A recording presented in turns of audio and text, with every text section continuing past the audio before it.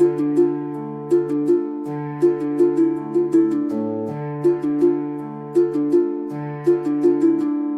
a cottage most humble, upon the moors grey, dwelt Harold the meek, whose peace fled away. For Mildred, his wife, with a tongue like a blade, did nag him from dawn till the sunlight decayed.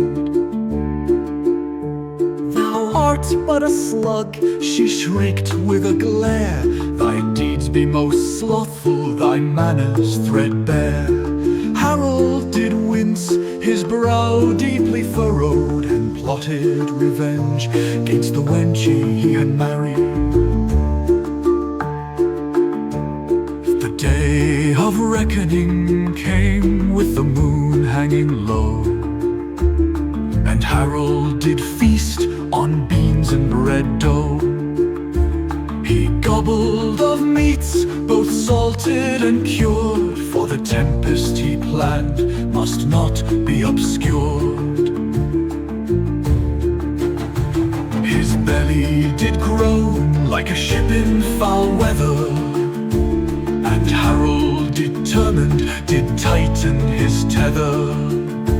He muttered aloud with a grin most uncouth, "Thy punishment, wench, shall emerge from my sooth."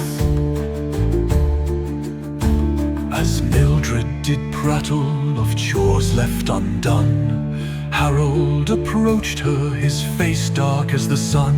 He bid her sit still, with a voice firm yet calm, and claimed, "Worry not, I shall bring thee no harm."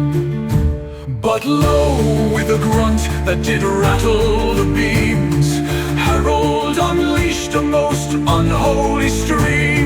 A torrent of filth, both putrid and brown, descended on Mildred as her jaw hung down. It splattered her face, her teeth and her hair, a baptism of vengeance, foul and unfair. The stench it did rise like the devil's own brew, as Harold declared, "Now nag me anew." Mildred did gag, her words lost in despair, her nostrils assaulted by the rancid affair. She flailed in her chair, her dignity slain, whilst Harold stood laughing, relieved of his pain. "O Harold, thou beast," she wailed through the grime, "thy vengeance is cruel, an unthinkable crime." But Harold just shrugged, his fury unspent, and said, "'Twas thy nagging that brought this lament." The villagers learned of the deed with dismay, and Harold's foul act was the gossip for days. Yet Mildred, once mighty, did silence her tongue, for fear of the retribution her husband had flung.